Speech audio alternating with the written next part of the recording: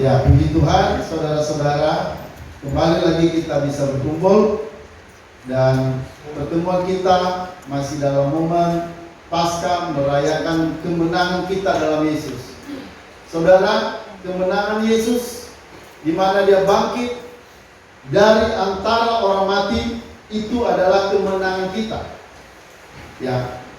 Kemenangan Yesus itu adalah kemenangan kita. Apa artinya kebangkitan itu? Artinya saudara, dosa benar-benar sudah dikalahkan. Kalau Yesus masih tetap dalam kuburan, perhatikan baik-baik. Kalau Yesus masih tetap dalam kuburan tidak bangkit, ya, itu artinya dosa belum selesai. Dosa masih pemenang. Dosa masih berkuasa. Karena ingat, kenapa ada kematian? Itu karena ada dosa. Ya. Kalau tidak ada dosa, tidak ada kematian.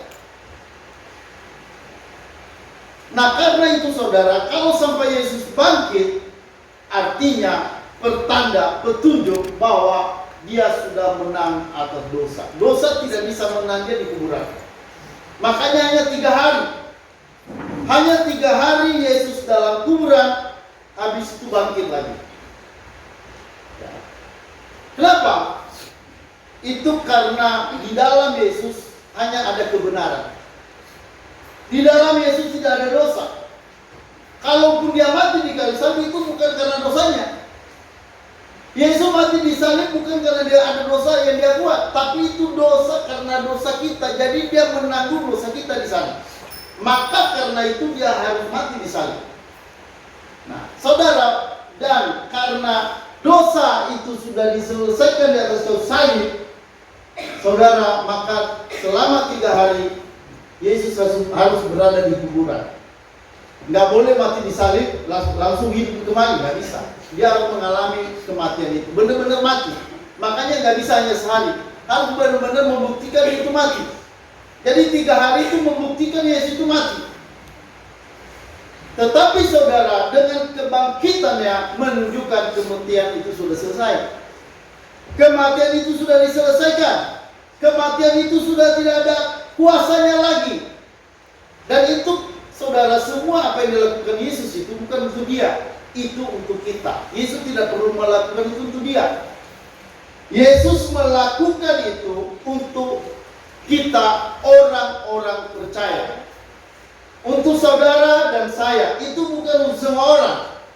Allah melakukan itu bukan untuk semua orang di seluruh dunia, tapi itu untuk saya dan untuk saudara. Semua orang yang percaya di seluruh dunia itu semua, ya, itu menerima berkat dari kematian dan kebangkitan Yesus, Tuhan Yesus. Jadi saudara, perhatikan, Yesus itu bukanlah tokoh, bukan seorang tokoh yang mati lalu mati selamanya. Pada umumnya setiap manusia mati terus mati selamanya. Tidak ada yang langsung kebangkitan, tidak ada yang langsung mengalami kebangkitan. Nah, inilah yang membuat Yesus berbeda. Inilah yang membuat kita juga menjadi orang percaya yang berbeda dengan siapapun dalam dunia ini. Kita tidak sama dengan orang-orang yang beragama lain. Kenapa? Karena saudara, tokoh yang kita percaya, dia adalah tokoh yang mati dan bangkit. Nah, nggak ada tokoh di dalam dunia yang pernah terlahir dalam dunia yang mati habis itu bangkit. Kalaupun saudara pernah dengar Lazarus dibangkitkan, saudara, Lazarus mati bangkit tapi mati lagi. Beda sama Yesus. Dia mati, bangkit, lalu mati lagi. Yesus saudara mati, bangkit, tidak mati lagi. Itu perbedaannya. Jadi kalau ada orang pernah dibangkitkan, itu dia akan mati lagi. Tapi Yesus dia mati, bangkit, tapi itu kemana? Ke surga. Ya, dia langsung ke surga, dia bukan mati lagi. Nah, jadi siapa yang saudara percaya itu, saudara tahu siapa yang saudara percaya. Kepada siapa saudara percaya? Saudara percaya pada siapa itu harus penting, itu sangat penting. Karena itu menjadi pegangan kita untuk hidup dalam dunia. Itu menjadi pegangan kita untuk hidup dalam surga, dalam kekekalan. Itu alasan kita kenapa kita berani bilang kita ini mati masuk surga. Karena alasan Yesus telah mati dan telah bangkit untuk kita. Yesus habis mati, dia habis mati bangkit, habis bangkit dan naik ke surga. Naik ke surga itu petunjuk bahwa dia sudah tembus surga. Dia sudah bisa melewati langit, semua langit dia lewati. Dia bisa tembus sampai ke surga. Alkitab berkata dia duduk di sebelah kanan Allah Bapa. Sebagai manusia dia telah tembus surga, makanya saudara Yesus itu menjadi perintis bagi kita. Makanya Yesus itu dia bisa merintis jalan buat kita. Saudara sebelumnya jalan ke surga itu tertutup. Tapi dengan Yesus datang dalam diri, dia mati, bangkit, terus saudara dia merintis jalan ke surga buat kita. Makanya Yesus berkata, tidak ada seorang pun sampai pada Bapa kalau tidak melalui aku. Semua itu sangat jelas. Halo, amin? Amin. Ya, sekarang saudara kita akan belajar untuk siapa Yesus mati. Ya, untuk siapa Yesus mati? Selama ini saudara kita dengar, ya, apa tujuan dari kematian Yesus? Itu sering kita dengarkan itu. Apa tujuan dari kematian Yesus? Tapi sekarang persoalan yang kita mau coba pelajari hari ini, untuk apa? Untuk siapa Yesus mati? Ya. Apakah Yesus mati untuk semua orang? Semua orang dalam dunia? Yesus mati untuk semua orang atau hanya untuk orang pilihan atau sebagian orang? Ini yang dipertanyakan. Ya, saudara, Yesus mati untuk siapa? Apakah untuk semua orang atau hanya untuk orang pilihan atau hanya untuk orang tertentu? Nah, saudara, dalam hal ini ada dua pandangan. Ya, dalam hal ini ada dua pandangan. Pandangan yang pertama, ya, di sini ada dua pandangan. Pandangan pertama bahwa Kristus mati untuk semua orang atau setiap orang dalam dunia ini. Jadi ini pandangan pertama, Yesus mati untuk semua orang atau untuk setiap individu yang pernah terlahir dalam dunia. Jadi Yesus mati untuk semua orang. Ini pandangan pertama. Saudara percaya atau tidak pandangan ini? Coba saya mau tanya, siapa yang setuju dengan pandangan ini? Yesus mati untuk semua orang. Coba angkat tangan. Yesus mati untuk semua orang, untuk setiap individu, untuk setiap orang yang pernah terlahir dalam dunia. Coba, ada yang percaya ini? Loh, berarti semua ini nggak setuju, ya? Oke, saudara, berarti saudara nggak setuju. Saya juga nggak setuju dengan ajaran ini. Nah, saudara perhatikan, ini Yakobus Arminius, ya. Ini pandangan Arminius. Ya, jadi ini ada dua pandangan. Pandangan pertama itu bahwa Yesus mati untuk semua orang. Nah, saudara perhatikan, ini pernyataan Yakobus Arminius. Kristus telah mati untuk semua manusia dan untuk setiap individu. Nah, itu pernyataan dari ajaran pandangan yang pertama ini.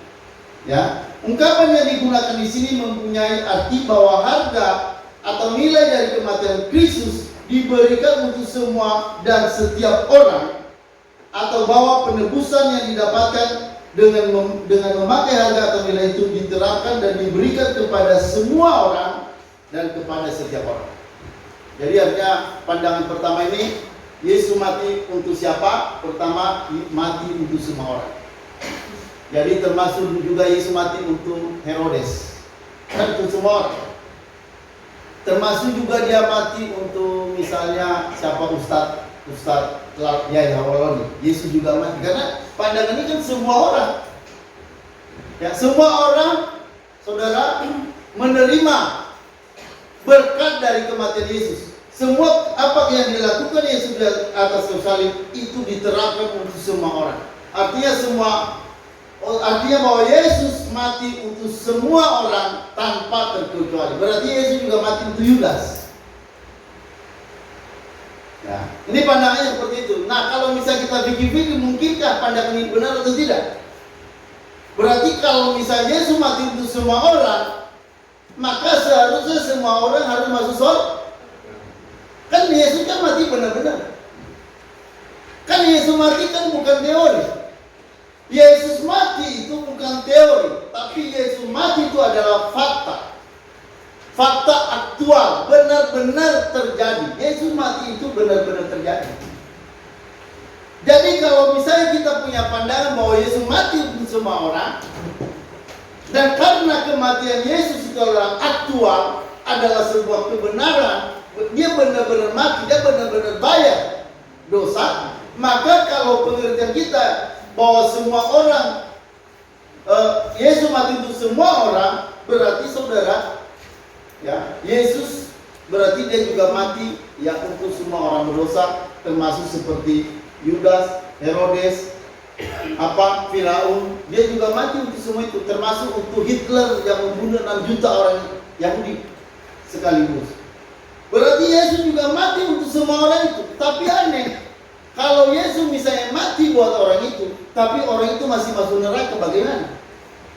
Yesus mati untuk semua orang, tapi orang-orang itu tetap masuk neraka. Berarti Yesus gagal dalam menyelamatkan. Berarti Yesus gagal dalam membayar dosa Herodes dan dosa Yudas. Nah, makanya saudara, saya pribadi tidak setuju dengan ajaran seperti ini. Karena perhatikan baik-baik, Yesus itu benar-benar mati. Halo, amin. Yesus itu gak setengah mati. Yesus itu bukan hanya dia bukan hanya teori yang kita bisa pelajari, oh Yesus mati, padahal tidak. Saudara, kita harus tahu Yesus itu benar-benar mati. Benar-benar mati di kayu salib. Benar mati di dalam kurun 3 hari. Ya. Jadi artinya apa yang dilakukan oleh kematian Yesus, Yesus itu mati untuk membayar dosa. Ya. Jadi kalau dia mati untuk Herodes, berarti dia juga harus bayar dosa Herodes dengan kematiannya. Tapi aneh kalau misalnya Herodes nanti masuk neraka, padahal Yesus sudah bayar, berarti ini, ya, artinya kita bisa bilang bahwa Yesus tidak sempurna dalam penyelamatan. Kok bisa Herodes masuk neraka? Kok bisa Yudas masuk neraka? Nah, jadi saudara, artinya bahwa Yesus tidak mungkin mati untuk semua orang. Ya, jadi ini pandangan yang pertama ini.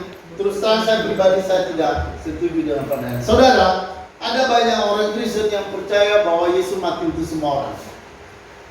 Ada banyak kelompok orang percaya, dan itu disebut aliran Armenian. Aliran Armenian atau kepercayaan Armenianisme itu percaya bahwa Yesus itu mati untuk semua orang. Ini dalam kalangan kita Kristen. Ya. Jadi ada orang berandangan bahwa Yesus itu mati untuk semua orang. Saudara, kenapa kita belajar ini?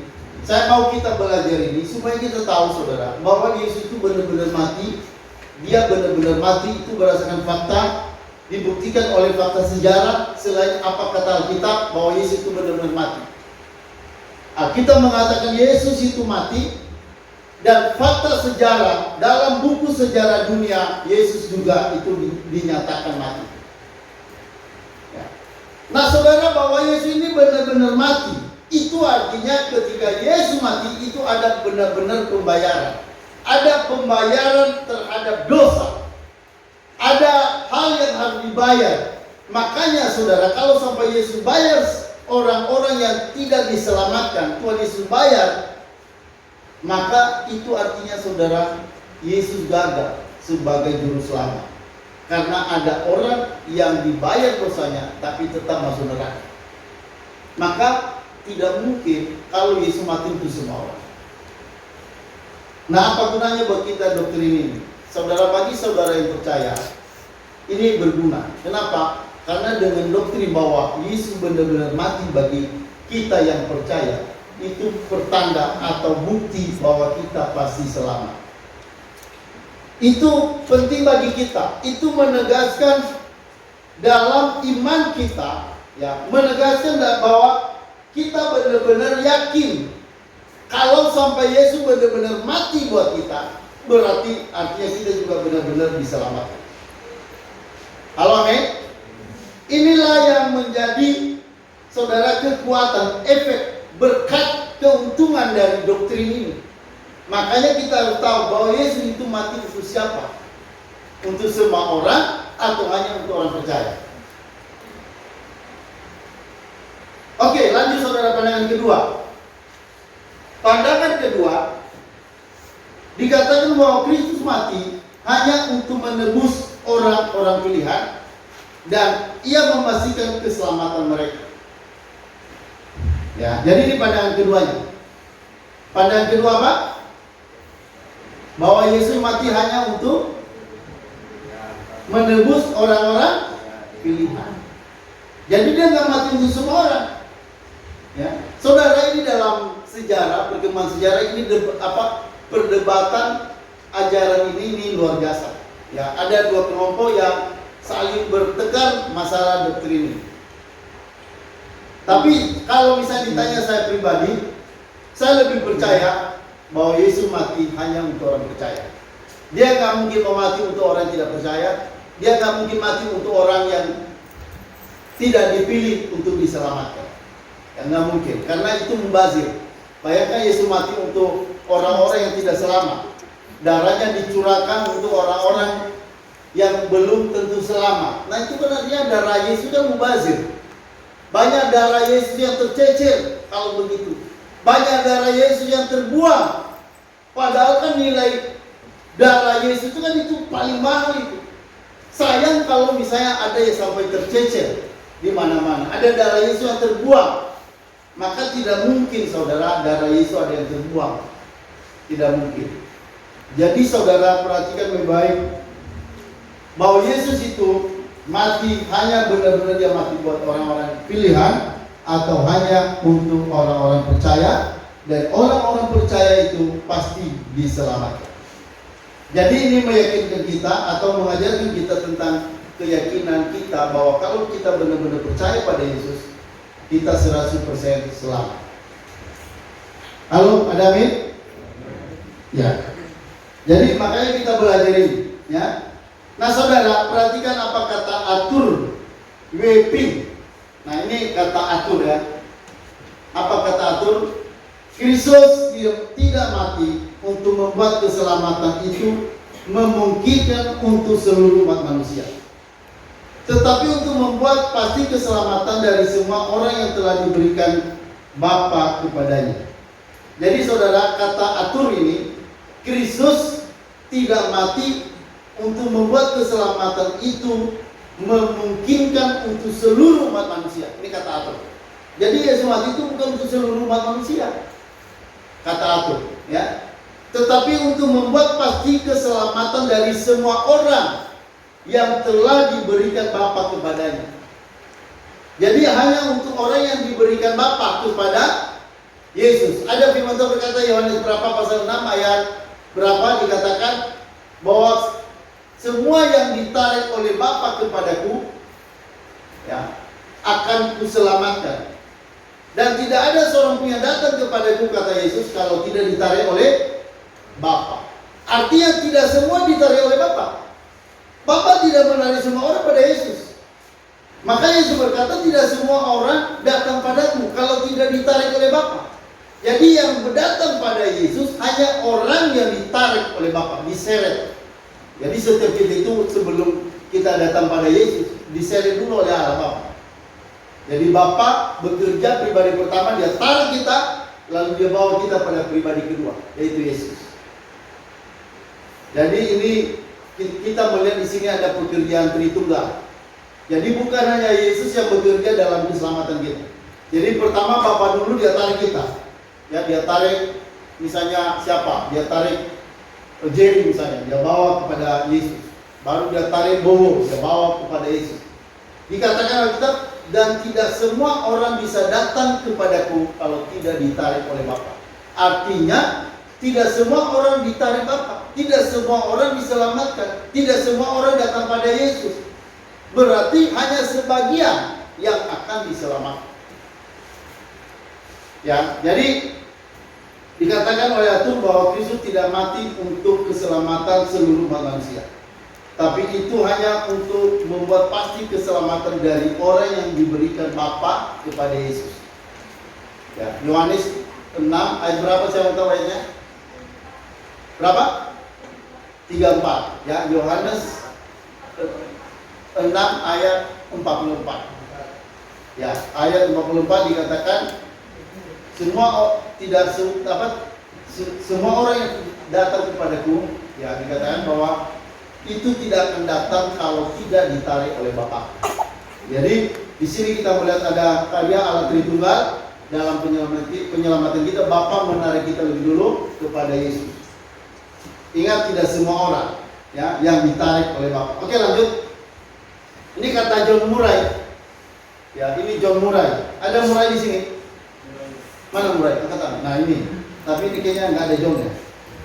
Yang ada di sini John Murray, ya. Ini John Murray, perhatikan dalam Yohanes 3:16. Ayo kita baca dulu sebentar ayatnya. Mari kita baca sama-sama. 1, 2, 3. Karena begitu besar kasih Allah anaknya ini, sehingga Dia telah mengaruniakan anaknya Tuhan, supaya setiap orang yang percaya padanya tidak binasa, melainkan beroleh hidup kekal. Ya, ini ayat yang terkenal ya. Dikatakan karena begitu besar kasih Allah akan dunia ini, ya, sehingga Ia telah mengaruniakan anaknya yang tunggal, supaya setiap orang yang percaya padanya tidak binasa, melainkan beroleh hidup yang kekal. Ya, saudara perhatikan ayat ini. Ini kata John Murray. Ini kata John Murray. Tujuan atau rencananya adalah keselamatan dari semua orang yang percaya pada Yesus. Semua orang percaya pada Yesus. Jadi rencana pengiriman Yesus, pengiriman anak tunggal Bapa itu, rencana itu adalah, perhatikan baik-baik, tujuan atau rencana adalah keselamatan dari semua orang yang percaya pada Yesus. Tujuan rencana ini dicapai secara sempurna atau tidak bisa gagal. Kepastian itu terlihat dengan jelas dari istilah tidak bisa binasa. Tidak binasa tetapi mendapat hidup yang kekal. Jadi perhatikan saudara, dari sini John Murray menjelaskan bahwa kedatangan Yesus itu tujuannya jelas. Rencana dari Yesus itu jelas. Apa rencana Yesus itu? Supaya yang percaya itu tidak binasa, melainkan beroleh hidup yang kekal. Jadi tujuan pengiriman Yesus oleh Allah Bapa ke dalam dunia itu jelas, yaitu untuk penyelamatan.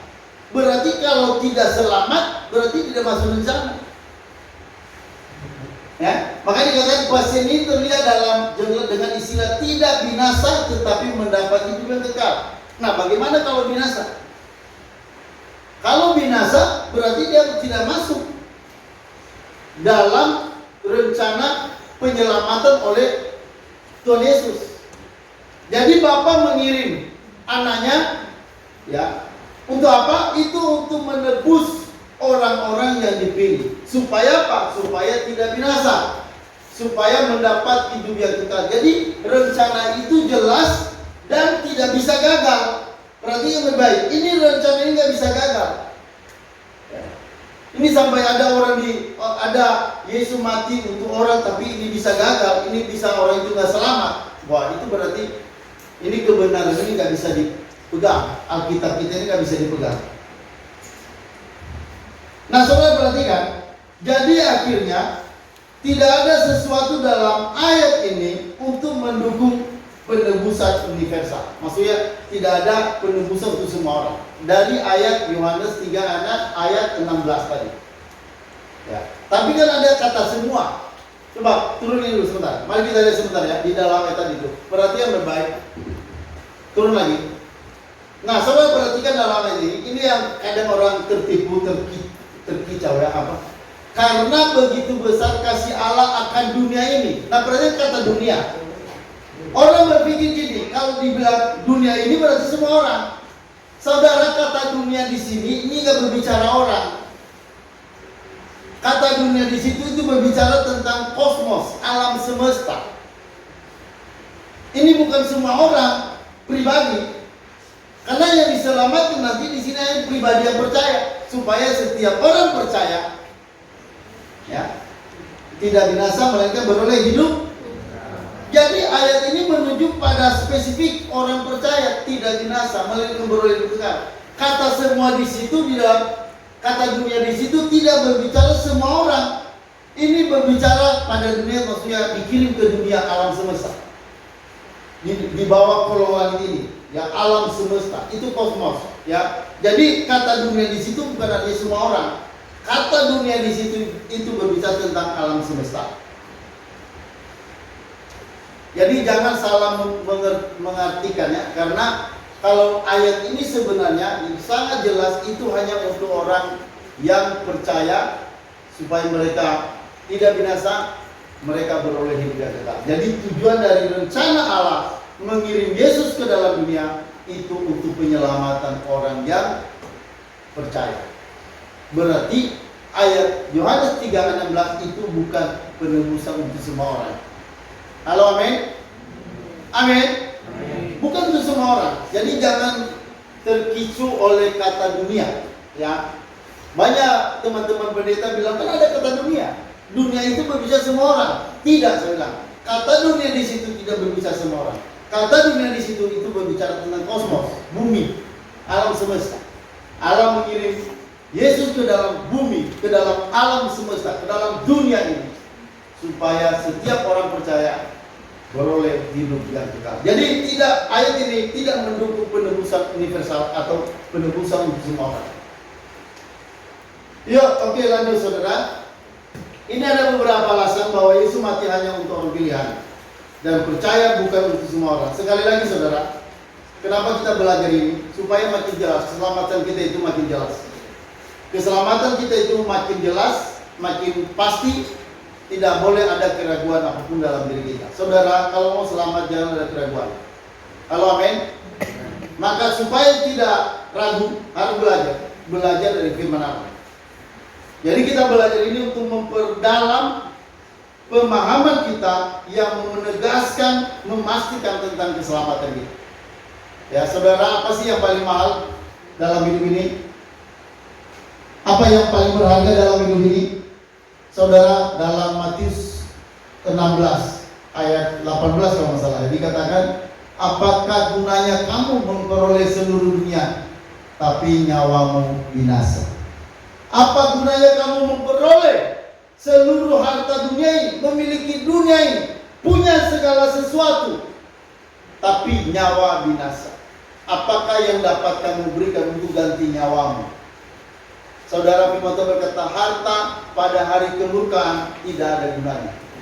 Pada hari penghakiman, pada hari kemurkaan, saudara perhatikan, harta itu tidak berguna.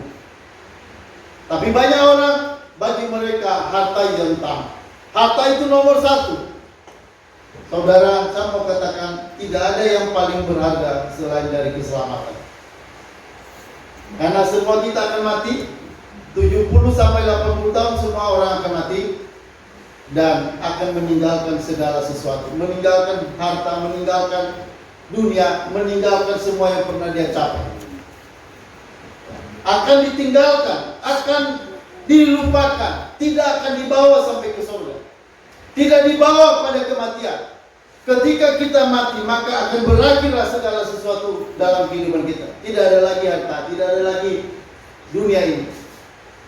Maka saudara, kalau kita melihat karena hidup kita akan berakhir, maka yang berharga berarti bukan dunia, bukan harta.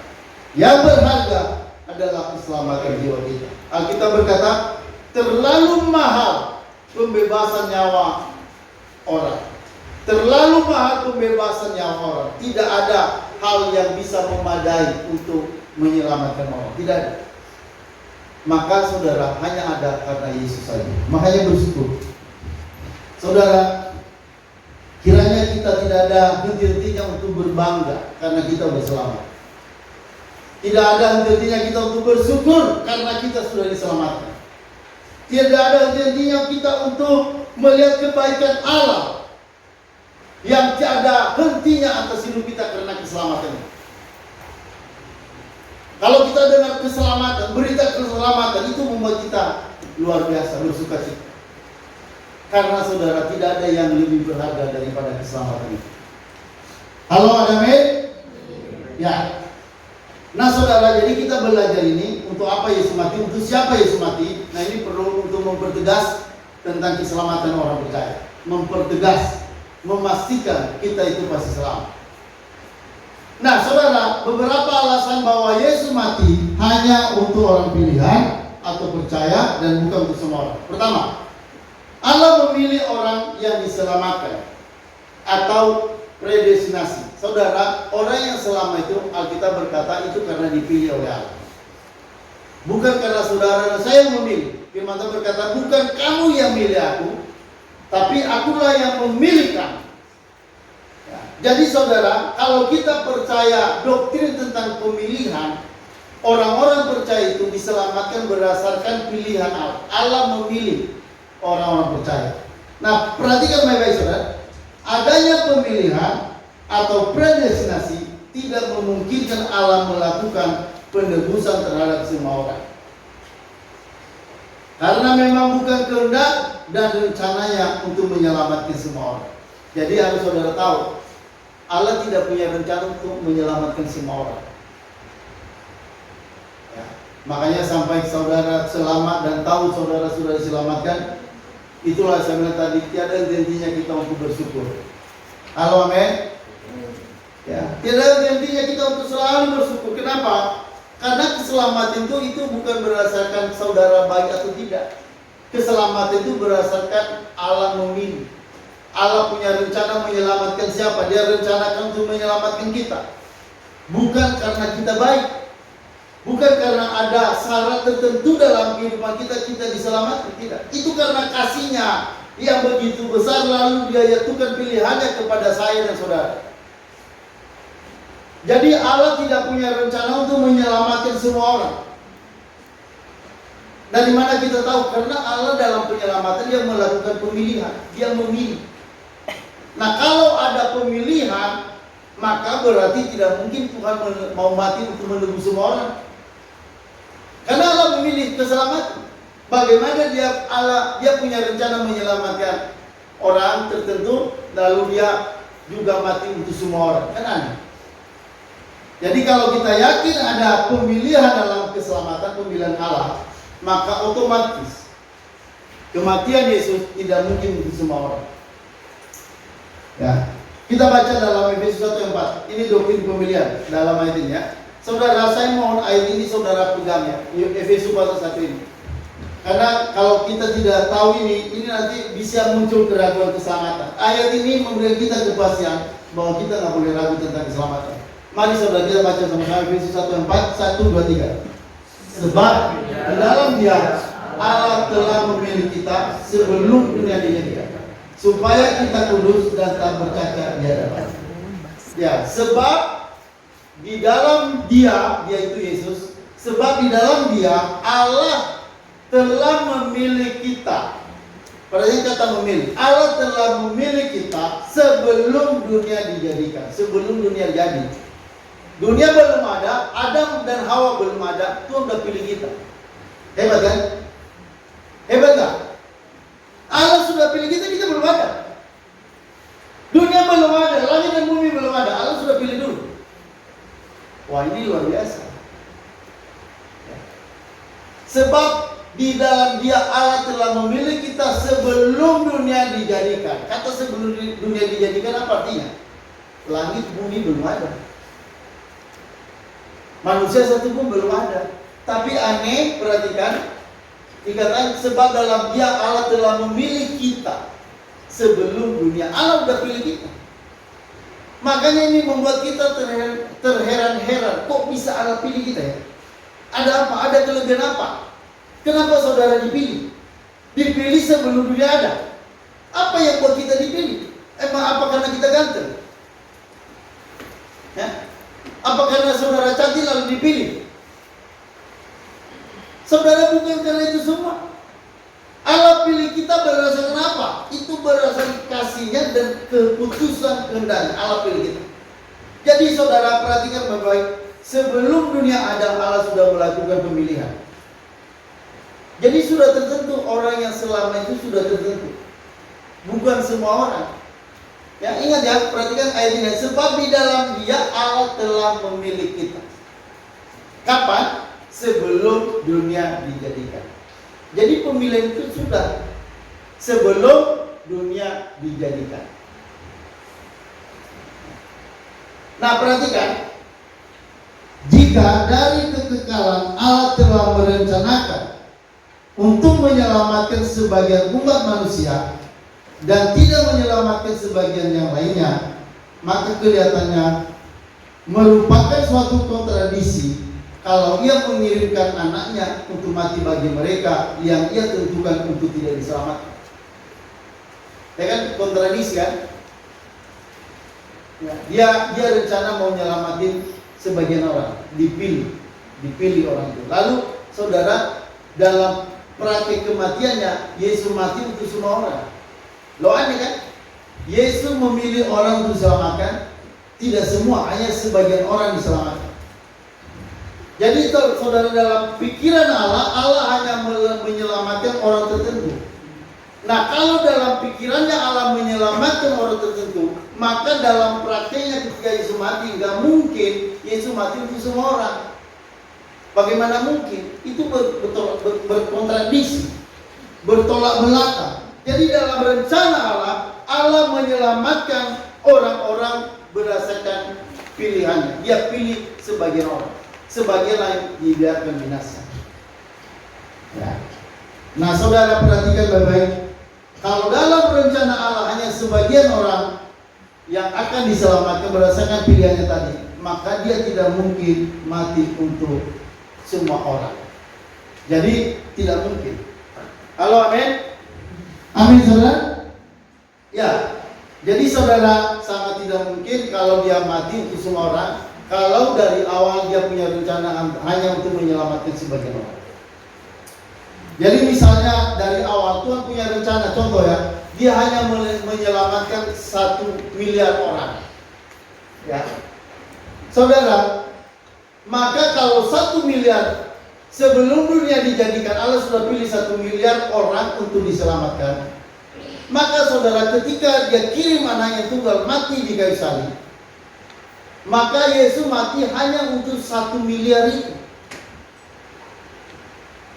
Ya, rencana Allah sudah tertentu, sudah pasti berapa orang yang akan masuk surga. Itu sudah pasti. Karena Allah sudah memilih lebih dulu. Nah, kalau sampai Allah sudah punya rencana, saya katakan tadi 1 miliar orang, maka Tuhan tidak mungkin, Yesus tidak mungkin mati untuk 10.000 miliar orang. Sangat tidak mungkin. Jadi dia hanya mati untuk yang ditentukan berapa orang yang diselamatkan, itulah Yesus mati. Jadi kalau hanya 1.000 orang yang ditetapkannya untuk selamat, berarti Yesus mati hanya untuk 1.000 orang yang selamat. Halo, amin. Ya, untuk siapa Yesus mati? Ya. Nah, saudara, pertama tadi alasannya, ya, itu karena dalam Alkitab kita menemukan bahwa Allah menyelamatkan berdasarkan pemilihan Allah. Allah memilih orang untuk selamat. Jadi keselamatan itu merupakan pilihan Allah. Artinya dipilih, artinya sudah tertentu berapa orang yang akan diselamatkan, itu sudah dipastikan, sudah ditentukan oleh Allah sebelum dunia dijadikan. Siapa yang tahu berapa orang yang akan diselamatkan? Ada yang tahu? Michael, berapa yang akan selamat? Yang percaya ya Pak. Hah? Yang percaya. Iya, berapa orang yang percaya? Yang masuk surga itu? Nggak tahu? Sama. Saya juga nggak tahu. Berapa orang yang selamat juga kita nggak tahu. Tapi kalau misalnya mau tahu ciri orang yang selamat, apa? Ciri orang selamat. Nah, cirinya ada. Pertama, orang yang diselamatkan, dia harus percaya pada Yesus. Kalau dia bilang dia nggak percaya pada Yesus, itu bisa dipastikan dia bukan orang pilihan. Kecuali nanti sebelum dia mati dia terima Yesus, berarti memang dia orang pilihan. Jadi kita tidak tahu yang pasti siapa yang dipilih Allah. Berapa banyak orang yang dipilih Allah, kita nggak tahu. Tetapi bagaimana kita tahu bahwa itu orang pilihan? Saya adalah orang pilihan. Saudara, kita tahu dari keyakinannya, dia percaya atau tidak pada Yesus. Kalau percaya, bisa dipastikan dia selamat. Tapi hati-hati, karena model orang percaya ada dua. Ada orang percaya sejati, ada orang tidak percaya sejati. Ada orang percaya benar, ada orang tidak percaya benar. Jadi ini juga masih apa masih diperhatikan. Tapi yang jelas orang yang masuk surga pasti dia percaya pada Yesus. Itu pasti. Kalau misalnya dia masuk surga tanpa percaya pada Yesus, itu nggak bisa. Jadi itu tanda, ya. Nah, orang yang percaya itu tanda keduanya orang itu lahir baru. Jadi orang yang percaya itu orang yang sudah lahir baru. Bukan orang percaya toh, tapi orang percaya dalam tanda kutip orang yang dilahirkan baru. Karena firman Tuhan berkata tidak mungkin ada orang bisa melihat surga kalau dia tidak dilahirkan kembali. Jadi percaya di situ adalah percaya yang orang percaya yang sudah lahir baru. Nah, bagaimana kita tahu lahir baru? Nah, itu tadi kehidupannya nanti kan kelihatan. Kepercayaan pada Yesus, terus hidupnya ada pertumbuhan, ada keyakinan, ada ketahanan iman. Nah, itu orang bisa dilihat itu lahir baru. Oke, lanjut saudara. Yang kedua, alasan kedua bahwa Yesus mati tidak untuk semua orang, dia mati hanya untuk sebagian orang, khususnya adalah orang pilihan. Yang kedua, kalau kita percaya bahwa Kristus mati untuk semua orang, maka ketika orang yang tidak percaya dia pun masuk neraka, maka itu artinya Yesus gagal menyelamatkan orang yang tidak percaya. Berarti bisa dikatakan Yesus juru selamat bagi orang yang tidak selamat. Di sini seakan-akan Allah gagal dalam rencananya. Jadi kalau misalnya kita bilang Yesus mati untuk semua orang, ya, tapi nanti kenyataannya yang masuk surga hanya orang tertentu dan sebagian besar orang masuk neraka. Padahal Yesus mati untuk orang yang untuk semua orang. Yesus mati untuk semua orang termasuk orang yang masuk neraka. Nah, kalau sampai Yesus mati untuk semua orang, berarti orang-orang yang masuk neraka juga Yesus mati untuk mereka. Maka itu artinya kalau sampai orang itu masuk dalam neraka, padahal Yesus sudah bayar, maka itu menunjukkan bahwa Yesus itu gagal dalam menyelamatkan. Berarti dia tidak sempurna dalam penyelamatan. Berarti dia adalah Allah yang gagal. Jadi makanya karena itu tidak mungkin ada rencana Allah yang gagal. Karena tidak mungkin ada rencana Allah yang gagal, maka tidak mungkin Yesus mati untuk semua orang. Halo, amin. Ya, saudara, ini penting ya. Mungkin baru saudara dengarkan tapi tidak apa-apa. Ini karena momen Paskah, jadi kita berbicara tentang kematian dan kebangkitan Yesus. Nanti juga kita berbicara tentang kenaikan Yesus, saudara. Tapi ini penting, saudara. Yesus tidak mungkin gagal. Ini harus diperhatikan ya. Allah tidak mungkin gagal. Mari kita baca dalam ayat 22 ayat 2. Jadi tidak mungkin Yesus mati untuk menebus orang yang masuk neraka. Tidak mungkin. Yesus hanya mati untuk menebus orang yang masuk surga.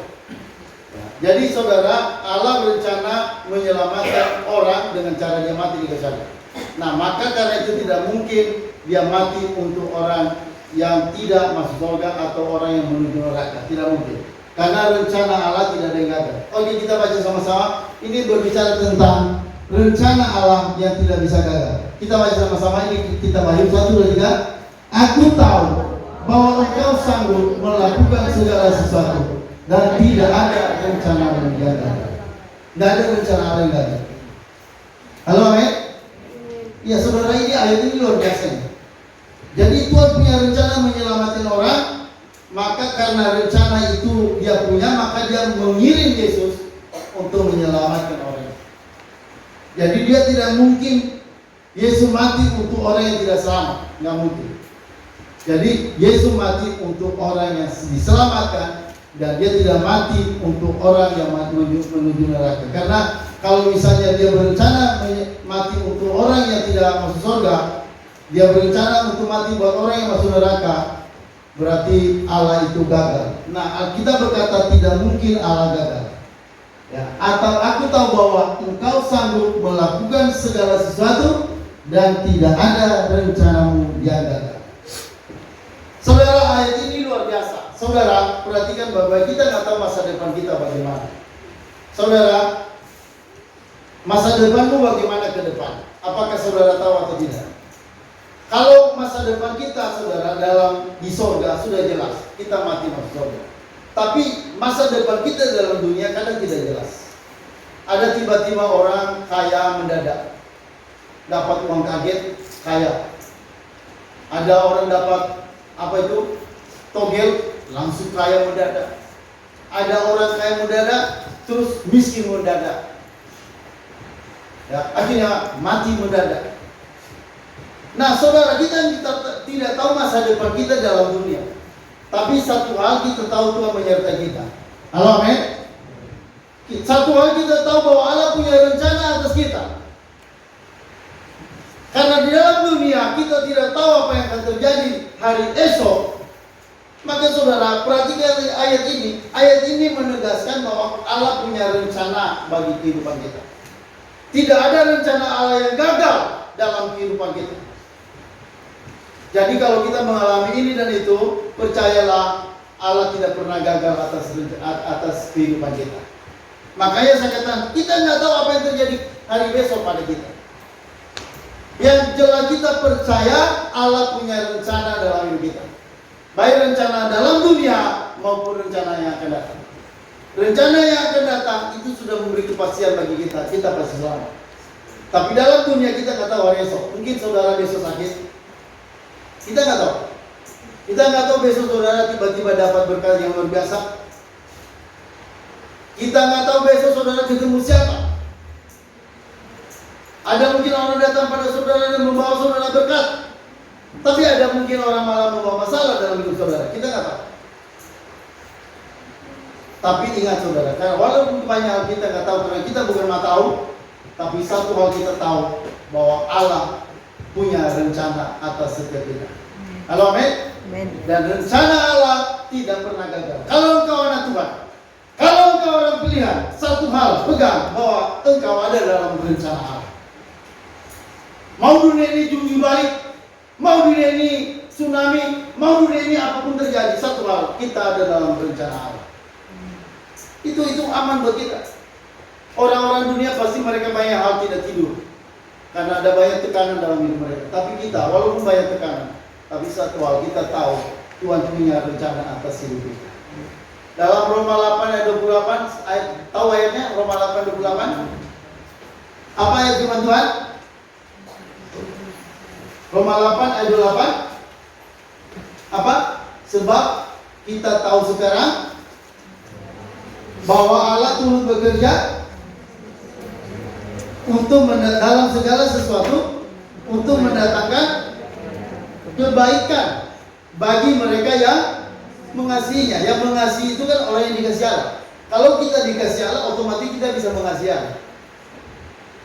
Kita tidak mungkin bisa mengasihi Allah kalau Allah tidak mengasihi. Jadi karena Allah mengasihi kita, maka kita mengasihi Dia. Jadi kalau sampai kita dibilang kita mengasihi Allah, itu karena kasih Allah pada kita. Kita bisa mengasihi. Jadi saudara, Allah turut bekerja dalam segala sesuatu untuk mendatangkan kebaikan. Satu hal, ingat kebaikan, sekalipun kelihatannya buruk yang terjadi dalam hidup kita. Sekalipun kelihatannya lemah, melemahkan kita. Sekalipun mendatangkan sakit dalam hidup kita. Tapi ingat, itu mendatangkan kebaikan. Semuanya mendatangkan kebaikan. Itu akan membawa kita pada kebaikan-kebaikan Allah yang dirancang sebelum dunia dijadikan. Jadi saudara, ini harus menjadi ayat ini. Jadilah ayat pegangan dalam hidup saudara. Saudara, kemarin waktu bulan-bulan Desember itu, terusang banyak hal yang sebenarnya mengkhawatirkan dalam hidup saya. Ada banyak hal termasuk keuangan. Saudara, itu Desember biasanya berkat Tuhan berlimpah-limpah. Tapi Desember kemarin berkatnya seret. Ya, sampai misalnya honor-honor guru pun tidak bisa sekaligus dibayar THR dan sebagainya. Saudara, perhatikan baik-baik. Tapi saya bilang sama Tuhan, Tuhan, sekalipun keadaan sesak, keadaan kekurangan, tapi satu hal, saya tahu Tuhan punya cara, Tuhan punya jalan untuk membuat sesuatu sehingga itu dari tidak ada menjadi ada. Saya punya iman begitu. Jadi saya belajar tenang. Sebenarnya saudara, tenang itu kadang-kadang kita harus belajar untuk memaksakan diri kita tenang. Terus terang saudara, pada bulan Desember itu seharusnya kan bisa kita bersuka cita, bisa kita bergembira. Tapi terus terang pada bulan Desember kemarin sebenarnya saya melawan kondisi saya yang kadang-kadang suka mengeluh sama Tuhan. Saya sebenarnya keadaannya kondisinya nggak enak. Saya kondisinya tidak wajah saya sebenarnya tidak suka cita. Kalau dilihat orang memang saya suka cita, tapi orang pergi dari saya, habis itu saya udah mulai gak suka cita. Itu yang sering terjadi dalam hidup saya. Tapi saudara, saya selalu ingat, tidak mungkin rencana Allah gagal. Kalau saya adalah orang pilihan, maka tidak mungkin Tuhan tidak punya rencana atas saya. Jadi akhirnya saya bilang gini sama Tuhan, Tuhan, semua masalah saya itu bukan masalah saya pribadi, tapi itu juga masalah Tuhan. Saya serahkan sepenuhnya ke dalam tangan. Apapun yang terjadi, saya percaya pasti yang terbaik akan datang. Halo, amin. Dan ternyata saudara, udah bulan berapa sekarang? Udah bulan 4, udah mau masuk bulan 5. Saya bisa lewatin. Saya bisa mengalami kemenangan. Saya bisa melihat, oh Tuhan tolong, oh Tuhan beri berkat, oh Tuhan tolong saya. Dan saya melihat saudara, dari kesulitan itu saya bisa melihat keajaiban-keajaiban Tuhan menyertai saya. Makanya kalau misalnya kita sampai pada titik terberat, titik tersulit dalam hidup kita, jangan berhenti untuk percaya. Halo, amin. Amin. Ketika engkau ada pada titik-titik kritis dalam kehidupan, jangan pernah berhenti untuk percaya. Karena saudara, Tuhan belum selesai. Tuhan belum selesai menolong saudara. Tuhan belum selesai membantu saudara. Ketika Anda ada dalam kesulitan, Allah belum berhenti. Perhatikan baik-baik, jangankan dia berhenti dalam kita. Ketika Yesus saja mati di kayu salib, kita pikir kan dia mati terus masuk kuburan 3 hari, kan kita pikir sudah selesai. Saudara, sekalipun kelihatannya sudah tidak ada harapan, sudah 3 hari di dalam kuburan, tidak ada harapan, tidak ada masa depan, tapi jangan berhenti percaya, karena gak lama kemudian akan terjadi kebangkitan. Gak lama kemudian akan terbit terang. Halo, amin. Amin. Pada suatu saat ada terang akan menembus kehidupan kita. Saudara, terus biar saudara tahu ya, biar saya sampaikan kepada saudara betapa sulitnya kemarin saya di bulan Desember, Januari ya.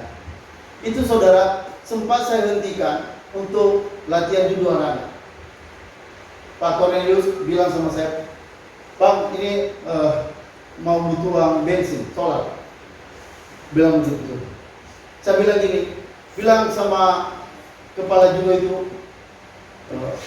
itu berhenti, mulai sekarang judo tidak ada lagi.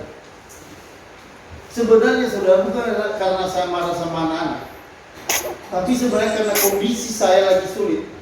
Sampai saya bilang, saudara, itu berhenti judo, berhenti. Lalu siapa? Padahal itu udah mau masuk pertandingan. Jadi itu kan heboh itu. Sampai ada orang Amerika itu yang membiayai anak judo itu dia datang ke sini. Kenapa Pak dihentikan? Dari situ saya mulai merenung-renung. Ya, saya merenung. Saya bilang, ya lagi kesulitan. Hanya gitu aja saya bilang. Terus dia bilang, ya memang semua orang hari ini ada dalam kesulitan. Dia bilang begini. Semua orang. Dia juga cerita masalahnya. Tapi dia bilang gini, perhatikanlah, kalau sampai kita mengalami kesulitan, itu artinya kita akan mengalami mukjizat-mukjizat yang besar akan terjadi dalam hidup kita. Saudara, akhirnya saya bilang akhirnya kami ngambil keputusan antara Pak Jo, namanya orang Amerika, Pak Jo dan saya bilang, Pak, lanjut saja. Kita lanjutkan. Jadi saya bilang, saya minta maaf karena sebenarnya saya pusing mengenai keuangan, jadi saya memberhentikan judo itu. Tapi itu sebenarnya bukan benar-benar saya ingin berhenti. Saya bilang begitu. Saya tidak benar-benar memberhentikan. Jadi saya minta maaf, Pak. Akhirnya saudara, kita lanjut lagi dengan judo. Ya. Nah, saudara, perhatikan baik. Dalam kesulitan-kesulitan itu sebenarnya ada mukjizat-mukjizat Tuhan akan datang dalam hidup kita. Makanya saya berkatakan, jangan berhenti untuk percaya. Halo, amin. Amin. Jangan berhenti karena Tuhan belum selesai bekerja. Kalaupun orang berpikir sudah selesai, walaupun orang berpikir wah tidak ada lagi harapan. Saudara, Anda orang percaya, jangan berhenti untuk percaya, jangan berhenti untuk berharap pada Tuhan. Sekalipun dunia berkata tidak ada harapan, sekalipun orang lain berkata habis, kamu udah hancur, saya mau katakan tidak. Tuhan belum selesai dalam kehidupan kita. Dia akan menyelesaikan rencananya atas kita sampai nanti kita masuk surga. Jadi dia nggak akan berhenti. Sekalipun saya ingin berhenti, sekalipun saya ingin berhenti, sekalipun saya ingin coba lari, saya bilang udah selesai. Tapi Tuhan belum berhenti. Tuhan masih berkata, aku masih beracara terhadap engkau. Tunggu waktunya, engkau akan melihat tanganku bekerja atasmu. Saudara, akhirnya gak lama kemudian saya melihat satu-satu Tuhan tolong. Ya, itu Maria kemarin kan biaya kan besar. Waktu bulan Januari, bulan Februari itu kan keluar uang banyak. Karena untuk Maria aja itu menghabiskan 20 juta hanya untuk biaya ke Turki. Itu belum biaya makan. Itu belum biaya-biaya lain pada waktu itu. Tapi dengan kebebasan saudara, itu semua saya lewati. Itu semua saya bisa melihat mujizat-mujizat yang terjadi atas hidup saya. Halo, amin. Saya menyampaikan ini saudara, bukan untuk memamerkan mujizat Tuhan atas hidup saya. Tapi saya mau sampaikan ini supaya kita orang percaya jangan gampang putus asa. Halo, amin.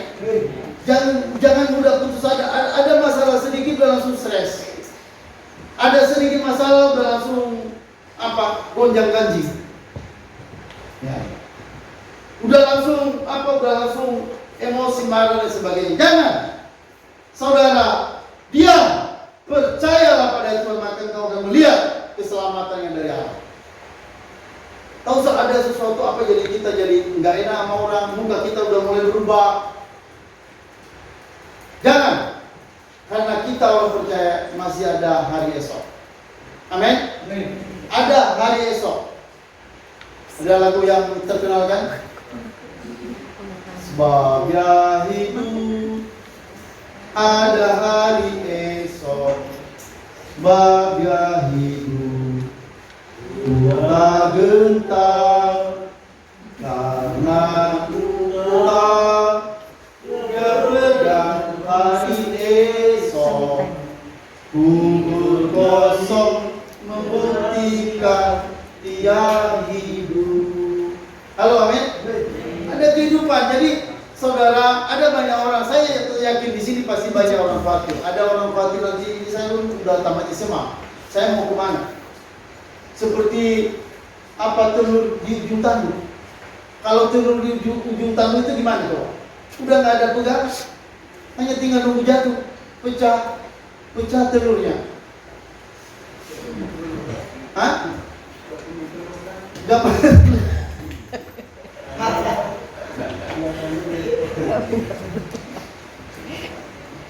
Nah, itu bayangkan masa depan kita kadang seperti itu. Saya waktu tamat SMA dulu begitu, saya khawatir saya nanti besok saya kemana. Saya terus nggak tahu apa yang mau kemana, mau kuliah apa juga nggak tahu, nggak jelas. Tapi saudara, Tuhan bilang gini, jangan khawatir tentang kehidupan. Serahkanlah seluruh kekhawatiran kepada Tuhan, karena Ia yang memelihara saudara. Itu 1 Petrus 5 ayat 8. Ayat 7 atau ayat 8. Allah memelihara, Allah menjaga. Nah saudara, saya mau sampaikan pada kita hari ini, Allah itu kalau Dia punya rencana untuk menyelamatkan kita, maka Dia akan tetap menyelamatkan kita. Ya, kalau Dia punya rencana untuk menolong kita, maka pertolongan pasti datang. Sekalipun orang bilang sudah habis, kamu sudah tamat, ya, udah selesai, udah hancur kamu, udah selesai masa depanmu. Saudara, jangan percaya apa kata orang. Percayalah apa kata Tuhan. Tuhan kita tidak pernah berubah. Tuhan kita tetap sama. Dia tidak akan pernah gagal dalam segala rencana yang atas hidup. Oke, lanjut saudara. Mari kita baca ayat kedua ya. Ayat kedua Mazmur 33 ayat 10 sampai 11. Oke, sama-sama kita baca 1, 2, 3. Tuhan menggagalkan rencana bangsa-bangsa. Ia meniadakan rencana suku-suku bangsa. Tetapi rencana Tuhan tetap untuk selama-lamanya. Rancangannya hatinya turun temurun. Ya. Oke, udah. Jadi saudara perhatikan, rencana Allah itu dikatakan rencana Tuhan tetap untuk selama-lamanya, rancangan nantinya turun-temurun. Jadi Tuhan itu ingat, dalam merancang segala sesuatu, Allah merancang sebelum dunia ini ada. Ini harus diperhatikan ya. Rancangan Allah itu rancangan sebelum dunia ada. Termasuk rencana keselamatan, termasuk rencana penebusan, termasuk rencana kelahiran Yesus ke dalam dunia. Itu sudah direncanakan sebelum dunia ada. Jadi rencana itu ada dalam kekekalan sebelum segalanya ada. Nah, rencana Allah ini tidak ada yang gagal. Makanya kan rencana Tuhan tetap selama-lamanya, rancangan nantinya turun-temurun. Maka karena itu saudara perhatikan, Yesus tidak mungkin mati untuk orang yang tidak percaya. Halo, amin? Karena rencananya dia rencana menyelamatkan orang pilihan. Berarti dia mati untuk orang pilihan, bukan untuk semua orang. Lanjut, yang ketiga, kenapa Yesus hanya mati untuk orang percaya, bukan untuk semua orang? Saudara perhatikan, kalau Kristus mati untuk semua orang, maka orang yang tidak percaya, yang akhirnya masuk neraka, dosanya dihukum 2 kali. Ini tidak adil.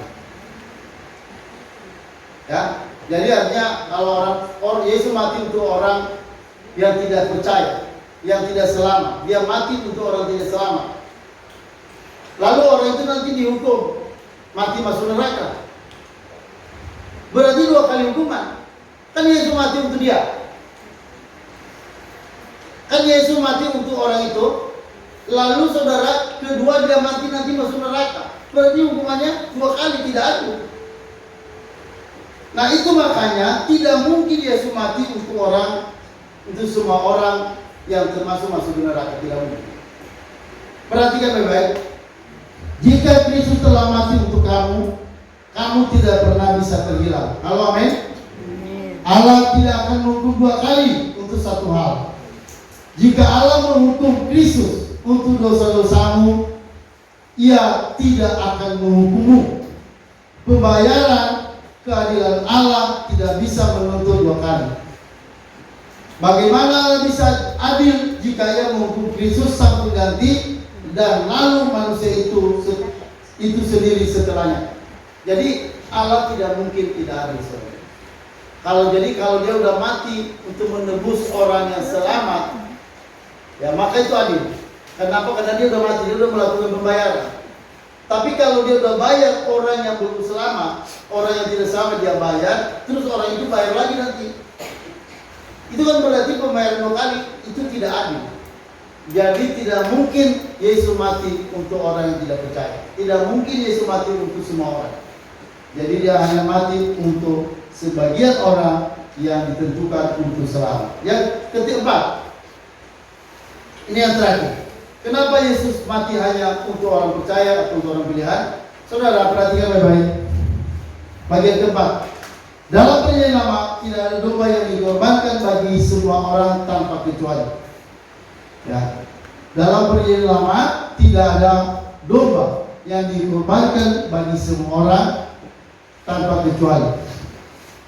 Selalu ada orang tertentu bagi siapa domba itu dikorbankan. Jadi saudara dulu kalau misalnya penghapusan dosa dulu, setiap orang yang minta penebusan dosa dia bawa korban, dia bawa domba, ya, dia bawa domba atau anak binatang yang dikorbankan itu. Lalu saudara perhatikan baik-baik, ya itu nanti domba itu yang dikorbankan itu hanya untuk orang yang bawa itu, atau hanya untuk keluarga yang membawa binatang korban itu.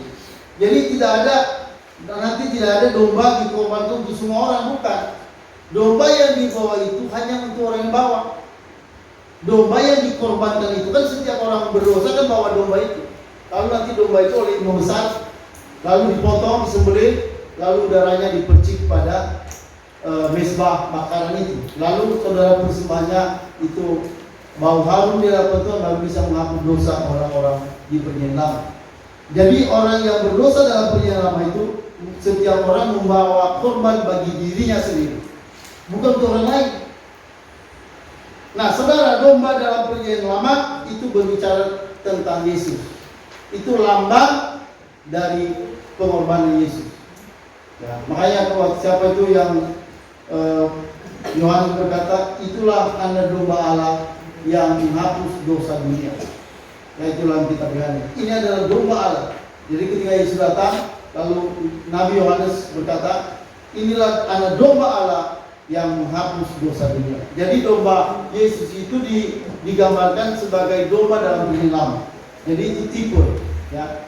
Pengorbanan domba di Perjanjian Lama itu berbicara tentang tipe Kristus yang akan datang. Jadi saudara, Yesus mati dikorbankan bukan untuk semua orang, tapi dia mati hanya untuk sebagian orang, khususnya orang-orang pilihan atau orang-orang percaya. Oke saudara, perhatikan baik-baik. Dengan memahami doktrin ini, maka ini mempertegas bahwa orang-orang percaya benar-benar atau pasti akan diselamatkan. Jadi saudara yang sudah dengarkan ini, saudara sudah percaya pada Yesus, makin jelas pada kita bahwa kita akan diselamatkan. Kalau amin, saudara tidak boleh ada keraguan. Ya, firman Tuhan berkata, penakut-penakut, ya, pembunuh-pembunuh, orang-orang yang percaya, mereka akan dibuang ke dalam api neraka. Ya, orang-orang tidak percaya, orang-orang ragu-ragu, orang penakut tidak akan masuk ke surga. Mereka akan dibuang ke dalam api neraka. Kalau engkau masih ragu, itu pertanda bukan orang pilihan. Jadi saudara pastikan Anda adalah orang percaya. Saudara tidak ragu tentang keselamatanmu, saudara tidak ragu tentang pengorbanan Yesus atas saudara, maka Anda bisa dipastikan pasti masuk surga. Makanya saudara, bagi saudara yang belum pernah mengambil keputusan terima Yesus dalam hidupmu, ambil waktu segera, ambil keputusan, katakan saya mau terima Tuhan Yesus dalam hidup saya. Ya.